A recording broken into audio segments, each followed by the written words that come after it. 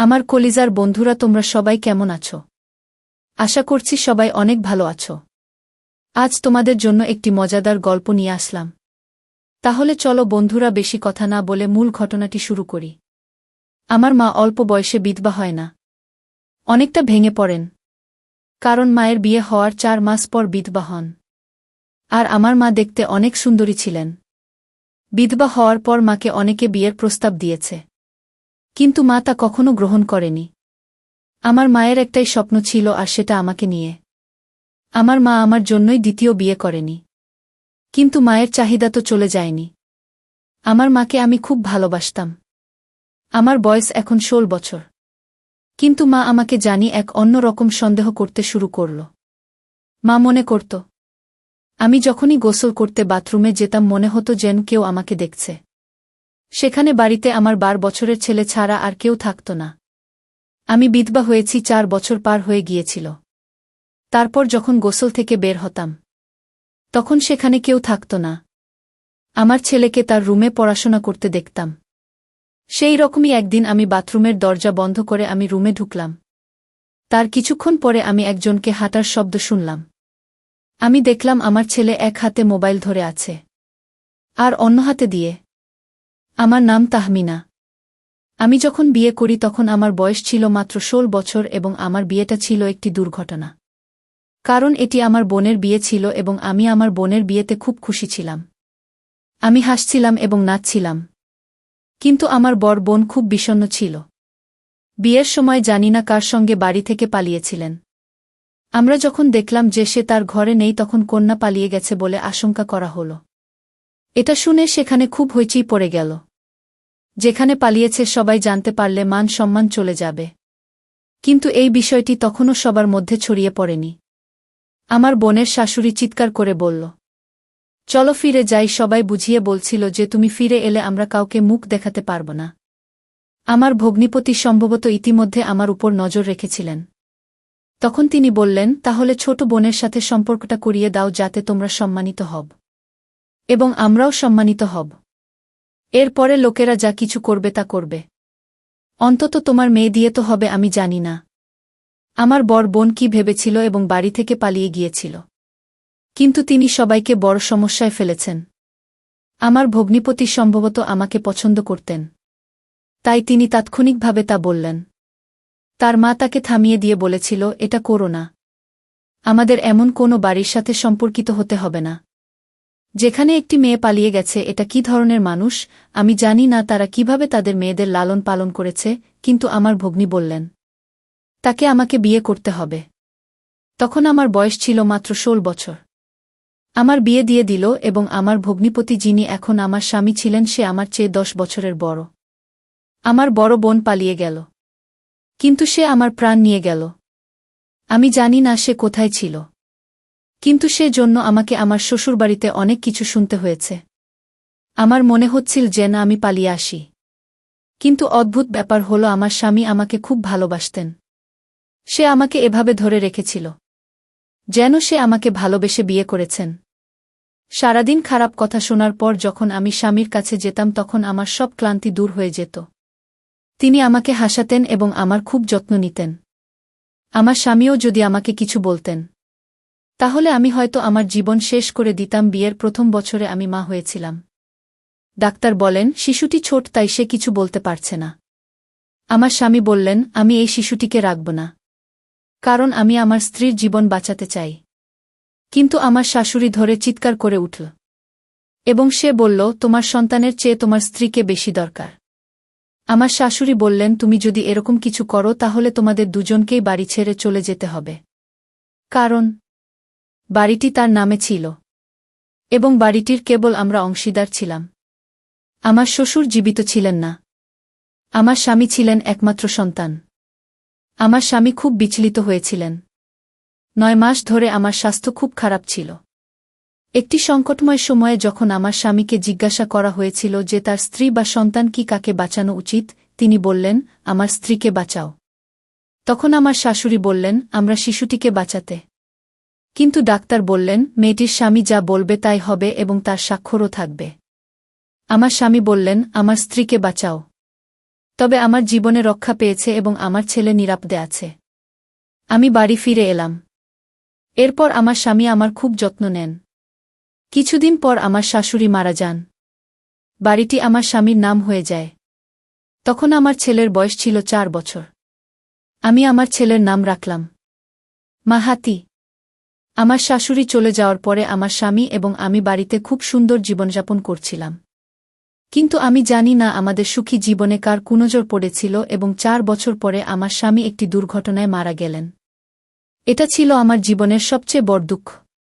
তখন আমার ছেলের বয়স ছিল 8 বছর। আমি বলতে পারব না কিভাবে আমি কষ্ট নিয়ে জীবন যাপন করেছি। সিদ্ধান্ত নিলাম আর কখনো বিয়ে করব না। আমি খুব অল্প বয়সে বিধবা হয়েছিলাম। বাবা মা বললেন, তুমি তোমার ছেলেকে আমাদের হাতে তুলে দাও, আমরা তাকে পিতা মাতার মতো লালন পালন করব। তুমি আবার বিয়ে করো। কিন্তু আমি আমার স্বামীকে প্রতিশ্রুতি দিয়েছিলাম যে আমি আমার ছেলের খুব যত্ন নেব। আমি আমার স্বামী ছাড়া অন্য কারো কথা ভাবতে চাইনি। আমার কাছে এটা ছিল বিশ্বাসঘাতকতা করার মতো। আমিও আমার স্বামীর স্মৃতির প্রতি বিশ্বাসঘাতকতা করতে চাইনি। সময় পার হতে শুরু করে। এক সময় পর আমার মা ও এই পৃথিবী থেকে চলে যান। তারপর আমার বাবাও জীবন আমাকে অনেক কষ্ট দিয়েছে। মৃত্যুর পর আমার বাবা মায়ের সম্পত্তি ও বাড়িও আমার নিয়ন্ত্রণে চলে আসে। তাদের খুব বেশি কিছু ছিল না। কিন্তু যাই থাক না কেন, সবই আমার হয়ে গেল। কারণ আমার কোনো ভাইবোন ছিল না। এবং আমার বড় বোন যখন থেকে বাড়ি থেকে পালিয়েছিল, কেউ জানত না সে কোথায় আছে। আমার মা বলতেন না জানি কোথায় আছে, জানি না সে বেঁচে আছে কি না। মেয়েরা ঘরের বাইরে চলে গেল, সমাজ তার সাথে খুব খারাপ করে দেখে। তিনি যদি কন্যা সন্তানের মা হন তবে তার মেয়ের জীবন ধ্বংস হয়ে যাবে। সবাই এটাই বলবে, তোমার মা বাড়ি থেকে পালিয়ে এসেছে। আমার মা প্রায় আমার বোনের জন্য দোয়া করতেন। কিন্তু আমি আমার বাবার মুখ থেকে কখনো তার নাম শোনেননি। আমি আমার পরিবারের মর্যাদা বাঁচিয়েছি। এই কারণেই আমি ছিলাম তার প্রিয় কন্যা। দেখতে দেখতে সময় পার হয়ে গেল। আমার ছেলের বয়স 16 বছর। বাড়িতে আমি আর আমার ছেলে একমাত্র ছিলাম। আমি আমার বাবা মায়ের দেওয়া বাড়িটিও বিক্রি করেছি এবং বাজারে 2টি বাস কিনে ভাড়া দিয়েছি। আর ওই সব দোকানের ভাড়া দিয়ে আমার সংসার চালানো হতো। প্রথম দিকে ভাড়া খুব কম ছিল এবং সংসার চালানো কঠিন ছিল। কিন্তু সময়ের সাথে সাথে তা ঠিক হয়ে যায়। আমরা দুজন মানুষ ছিলাম, তাই খুব বেশি খরচ হয়নি। শিশুটিকে স্কুলে পাঠানো হয়েছিল এবং তারপরে কলেজে পাঠানো হয়েছিল যাতে সে পড়াশোনা করতে পারে।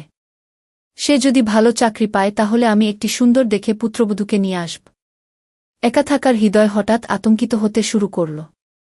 গ্রীষ্ম হোক বা ঠান্ডা, আমি হঠাৎ খুব গরম অনুভব করতাম। এতটাই যে আমি তৎক্ষণাৎ গোসল করতে যেতাম। যতদিন শরীরে জল পড়ত ততদিন শান্তি লাগত। ডাক্তারের কাছে জানতে চাইলে তিনি বলেন, আপনি জীবনে অনেক কষ্ট করেছেন। প্রথমে আপনার স্বামী, তারপর আপনার বাবা মা চলে গেলেন। আপনার পরও জীবনেও ছিল সাথীহীন। যখন কোনো ব্যক্তির কোনো রোগ হয় তখন টেনশন হয়, তাই তিনি যেন ভালোভাবে দেখাশোনা করেন এবং যাতে বিশ্বাস বুঝতে পারে যে তিনি খুব শক্তিশালী ব্যক্তি। কিন্তু তিনি টেনশন নিচ্ছেন কারণ এটা কোনো সহজ কাজ নয়। এবং পরে সে কিছু অদ্ভুত রোগের অস্তিত্ব উপলব্ধি করে এত কষ্ট পেত। আমি জন্মাইনি দুঃখ মানুষকে হত্যা করে। এই কারণে হঠাৎ আমার হৃদয় আতঙ্কিত হতে শুরু করত এবং আমি গোসল করতে বাথরুমে যেতাম। একদিন একটা অদ্ভুত ঘটনা ঘটে। এক রাতে আমার হৃদয় কাঁপতে শুরু করে এবং আমি বুঝতে পারছিলাম না কি করব। আমি তখন গোসল করতে বাথরুমে গেলাম। কিন্তু আমার মনে হলো যেন কেউ বাথরুমের বাইরে দাঁড়িয়ে আছে এবং আমার দিকে তাকানোর চেষ্টা করছে। আমাদের বাথরুম ছিল খুবই ছোট, সুতরাং স্কাইলাইটের ভিতরে উকি দেওয়া কোনো কঠিন কাজ ছিল না। হঠাৎ আমার হৃদয় কেঁপে উঠল। আমি পুরোপুরি ভয় পেয়েছিলাম এবং দ্রুত গোসল সেরে বাথরুম থেকে বেরিয়ে এলাম। কিন্তু আমার আশেপাশে কেউ ছিল না। তখন রাত 1টার সময় সেখানে কে থাকতে পারে? হয়তো আমার ভুল ছিল। কিন্তু পরের দিন আবার একই রকম ঘটনা ঘটে। আর এবারও আমি কারো ছায়া দেখতে পেলাম। আমি একটি ছোট ছেলের মা ছিলাম। তখন আমার বয়স ছিল 30 বছর। আজকাল আমাদের ভাগ্য এতটাই খারাপ হয়ে গেছে যে আমরা কল্পনাও করতে পারি না যে বিশ্ব কোথায় যাচ্ছে। আমার সন্দেহ হয়েছিল যে কেউ আমার একটি ভিডিও তৈরি করার চেষ্টা করছে। আমি তাড়াতাড়ি বের হয়ে এলাম। কিন্তু সেখানেও কেউ ছিল না। আমি আমার ছেলের রুমে গেলাম। কিন্তু আমি যখন রুমে গেলাম দেখলাম সে ফোন চালাতে ব্যস্ত ছিল। আমি তাকে কিছু বলিনি। সে একজন যুবক ছিল। আমি বললাম, আমার মনে হয় কেউ ঘরে ঢোকার চেষ্টা করছে। কিন্তু সেখানে কেউ ছিল না। বাইরের দরজা বন্ধ ছিল। সে বলল, এটা তোমার মনের ভুল, এখানে কেউ নেই। কিন্তু আমি জানতাম এটা মনের ভুল নয়। আমি তাকে বলেছিলাম যে কারো ছায়া দৃশ্যমান এবং তাও একজন পুরুষের। এটি উপেক্ষা করার মতো কিছু ছিল না। তিনি কি হতে পারেন আমার বাড়িতে আবারও এমন ঘটনা ঘটেছে। পরের দিন আমার স্বাস্থ্যের আবার অবনতি হতে শুরু করে। আমি ভেবেছিলাম যদি আমার স্বাস্থ্য খারাপ হয় তবে এটি ঘটতে থাকবে। আমি বাথরুমে যাব না। বাথরুমটি ছিল বাড়ির উঠোনে। আমার ছেলের ঘর একটি বাথরুম ছিল। কিন্তু সেই ঘরটি আমার ছেলে ছিল। আমি বারবার সেখানে যেতে পারতাম না। ছেলে ঘুমিয়ে পড়ত। আমি তার ঘুমের ব্যাঘাত ঘটাতে পারি না। আমার স্বাস্থ্য খুব খারাপ হতে শুরু করে। আমি প্রথমে সেখানে কেউ আছে কি না তা জানার চেষ্টা করি, কিন্তু সেখানে কেউ ছিল না। বাইরের দরজা বন্ধ ছিল। আমি বাথরুমে গোসল করতে শুরু করলাম, কিন্তু আজ তার সীমা ছাড়িয়ে গেছে। আর আমি শুধু ছাই দেখেনি, তার পায়ের আওয়াজও শুনেছি। আমি খুব ভয় পেয়ে গিয়েছিলাম। আমি তৎক্ষণাৎ বাথরুমে বাতি বন্ধ করে দিলাম যাতে বাইরে দাঁড়িয়ে থাকা কেউ আমাকে দেখতে না পারে। আমি আমার ছেলের ঘরের দিকে চিৎকার করতে শুরু করলাম। তখন আমার ছেলে বেরিয়ে এল। আমি তাকে বললাম, তুমি মনে হয় এখনই ঘুম থেকে জেগে উঠলে। কিন্তু আমার মনে হয় বাড়িতে কেউ আছে। কিন্তু মনে হচ্ছে যে আমার ছেলে এখনও ঘুম থেকে উঠল। সে আগে থেকেই জেগেছিল। আমি আমার পুরো বাড়িটা দেখলাম, কিন্তু বাড়িতে কেউ ছিল না। তাই সে আমাকে বসিয়ে বলল, তুমি সারাদিন কেন এত মন খারাপ করো? তুমি কিভাবে সারাদিন, তুমি কি এত টেনশন করো? আমি আমার ছেলেকে আমি কি করে বলি যে আমি যখন বাথরুমে যাই তখন আমার মনে হয় কে যেন বাথরুমে পাশ দিয়ে হাঁটার চেষ্টা করে। আমি মাকে বললাম, মা, এটা তোমার মনের ভুল। আমি তো রাতে অনেক জেগে থাকি। আমি তো কিছু শুনতে পাই না। আমি আমার ছেলেকে বললাম, এটা আমার মনের ভুল হতে পারে না। আমার মাকে আমি বললাম, মা, তুমি টেনশন করতে করতে তোমার মাথায় উল্টোপাল্টা বলছ। আর তাই সিদ্ধান্ত নিচ্ছি, আজ আমি তোমার ঘরে ঘুমাব, মা। আমার মা ও তখন বলল, ঠিক আছে, আজ থেকে তুই আমার রুমে ঘুমাবি। তারপর রাতের খাওয়া দাওয়া সেরে আমি আমার মা ঘুমিয়ে পড়লাম। রাত যখন গভীর হল তখন আমি ঘুমাইনি। আমার মাটি কি ঘুমিয়ে পড়েছিল, মা যখন বিভোর ঘুমেছিল। আমি তখন মায়ের একটা পোশাক হাতে নিয়ে বাথরুমে গেলাম। গোসল করার ভান করলাম। কারণ আমি আজ দেখতে চাই আসলে কি আমাদের বাথরুমের আশেপাশে কেউ আসার চেষ্টা করে কিনা। আমি সেটার জন্যই বাথরুমে গোসল করার ভান করে গোসল করতে গেলাম। এর আগের দিন আমি বাথরুমের দেওয়ালে একটা ছোট ফুটো করে রাখলাম যাতে মোবাইলের ক্যামেরা দিয়ে বাইরের দৃশ্য ভিডিও হয়ে যায়। তারপর আমি যা দেখছিলাম সেটা দেখে আমার মনে হল কলিজা বের হয়ে আসছে। আমি যখন বাথরুমে ঢুকলাম তখন একটি পায়ের আওয়াজ শুনতে পেলাম। আর ঠিক তখনই আমি আমার মোবাইলটা বের করে বাথরুমের ফুটোর মধ্যে ক্যামেরা চালু করে দিয়েছিলাম। আর ঠিক তখনই আমি গোসল করার ভান করলাম। আর ঠিক তখনই বাহিরের লোকটি আমাকে ভিডিও করার চেষ্টা করছিল। আমার গোসল শেষ হয়ে গেলে আমি আমার মোবাইলটা হাতে নিয়ে মায়ের রুমে চলে আসি। তারপর মোবাইলের মধ্যে আমি যাকে দেখতে পেলাম সেটা আর কেউ না, আমার খালা, অর্থাৎ আমার মায়ের বোন। আমি মাকে বললাম, মা, তুমি যখন বাথরুমে গোসল করতে যেতে তখন তোমার বোন বাথরুমের পাশে দাঁড়িয়ে থাকত। মা এটা জানার পর খালাকে ফোন করে বাড়িতে আনলেন। খালাকে জিজ্ঞেস করা হলে সে বলল, আমি তোমার সম্পত্তি পাওয়ার জন্য তোমার গোসলের ভিডিও বানাতে চেয়েছিলাম। আর সেটা দিয়ে তোমাকে ব্ল্যাকমেল করতে চেয়েছিলাম। তুই এত বড় লোভী হতে পারলি। আমি আরও আমার ছেলেকে সন্দেহ করতাম। আমি মনে করতাম আমার ছেলে মনে হয় বাথরুমের পাশে দাঁড়িয়ে থাকত।